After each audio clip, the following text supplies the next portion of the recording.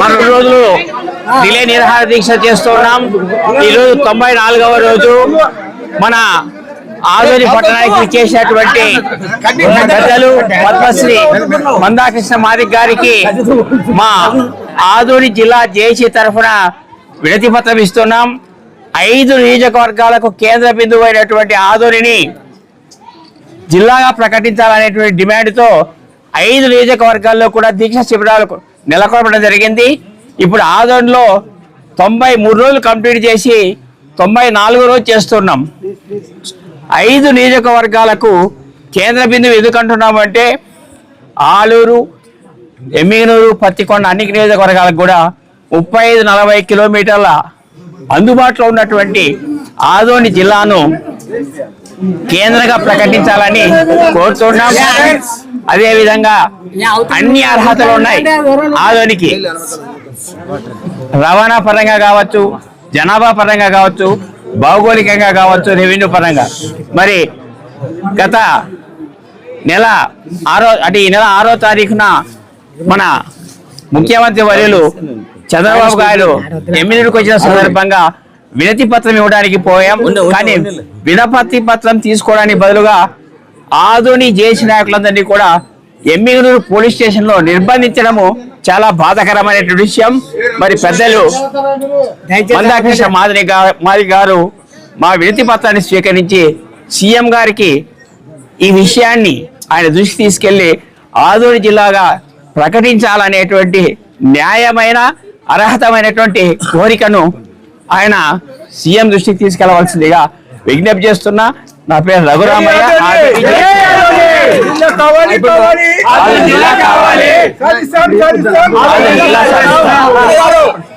అమూల్యమైన సందేశాన్ని తీసుకోమ్మా.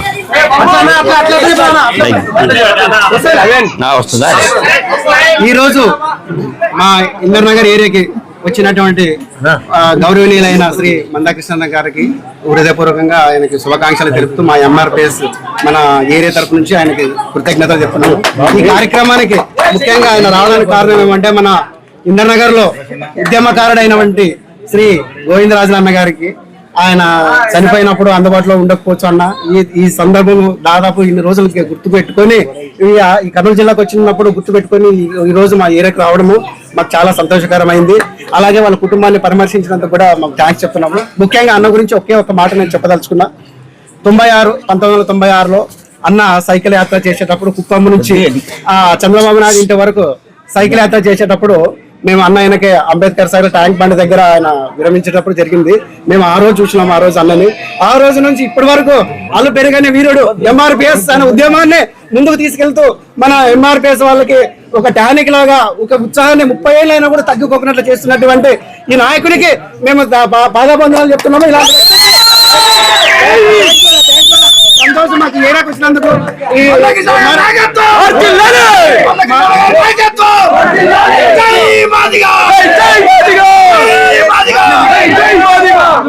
ఏదైతే ఆదోని జిల్లాకు సంబంధించిన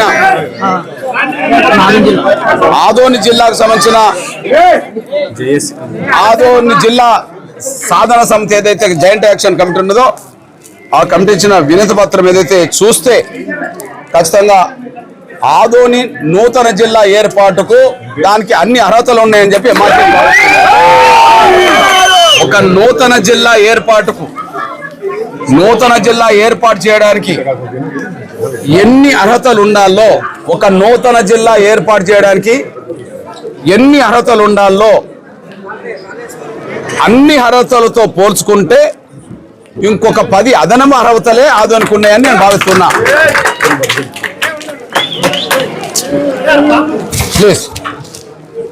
కాబట్టి నేను చదివిన దాంట్లోనూ ఇప్పుడు సోదరులు ఇచ్చిన జాయింట్ యాక్షన్ కమిటీ మొత్తం ఈ పత్రం చదివిన దాంట్లోనూ లేదా నాకున్న అనుభవం అవగాహన విషయంలోనూ నేను ఇక్కడ తిరిగిపోయిన విషయంలోనూ అర్థం చేసుకున్నా కూడా ఖచ్చితంగా నూతన జిల్లాల ఏర్పాటు ప్రక్రియలో భవిష్యత్తులో ఆదోని ప్రథమ స్థానంలో ఉండాలని నేను కోరుకుంటున్నా.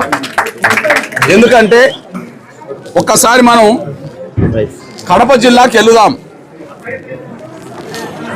జగన్మోహన్ రెడ్డి గారు జిల్లాల విస్తరణ చేస్తున్నప్పుడు కడప జిల్లా ఉండంగా రాయచోటి జిల్లా ఏర్పడ్డది. నాకు తెలిసి రాయచోటి అనేది ఒక చిన్న పట్టణం. రాయచోటి అనేది ఒక చిన్న, అది నియోజకవర్గ కేంద్రమైన అది చిన్న పట్టణం. దాంతో పోల్చుకుంటే దీనికి అదనంగా 20 రెట్లు అదనంగా అర్హత ఉన్నది. అంటే అప్పుడు జరిగిన దాంట్లో మనం చూస్తుంటే నేను ఎందుకు ఏర్పడ్డదంటే అక్కడ రాజకీయ పలుకుబడి అక్కడ తీసుకొచ్చుకున్నదే తప్ప దానికి అర్హత ఉండి కాదని నేను భావించుకున్నాను. ఒక రాజకీయ పలుకుబడితోటి అక్కడ చేయించుకున్నట్టుకున్నదే తప్ప దాన్ని ఇతర జిల్లాలతో పోల్చుకుంటే, ఏర్పాటు జిల్లాలతో పోల్చుకుంటే దాని పెద్దగా ఉన్నదని నేను భావించలేదు. దాంతో పోల్చుకుంటే అదనంగా 20 అర్హతలు ఆదోని జిల్లా ఏర్పాటు చేయడానికి ఉన్నాయనే విషయం నేను భావిస్తున్నాను. నేను అదే సమయంలో మనం కర్నూలు నంద్యాలకు వెళితే భౌగోళికంగా 2 పట్టణాల మధ్యలో దూరం ఒక 60-70 కిలోమీటర్ల దూరం ఉంటుంది. కర్నూలు నంద్యాల భౌగోళికంగా కర్నూలు నంద్యాల మధ్యలో ఉండబడే దూరం 60 నుంచి 70 మధ్యలోనే ఉంటది. కానీ కర్నూలుకు మరి ఆదోనికి మధ్యలో మినిమం 100 కిలోమీటర్లు ఉంటుంది, అదనంగానే ఉంటుంది తప్ప తగ్గడానికి అవకాశం లేదు. కాబట్టి 2 పట్టణాల మధ్యలో 70 కిలోమీటర్ దూరంలో 2 జిల్లా కేంద్రాలు ఏర్పడితే తప్పలేనప్పుడు దానికి ఇంకో 30 కిలోమీటర్ల దూరం ఉన్న అన్ని అర్హతలు ఉన్న ఆదోని కేంద్రం ఏర్పాటు చేయకపోవడానికి అర్హత లేదనడం తప్పవుతుంది అనేసి కూడా మేము స్పష్టం చేస్తున్నాం. అయితే దురదృష్టం, గత పాలన నడిపిన వాళ్ళు దీన్ని దృష్టి పెట్టలేకపోయారు. ఇప్పుడు పాలించే నాయకత్వం ఇంకా దీన్ని దృష్టి పెట్టినట్టుగా కనిపించట్లేదు.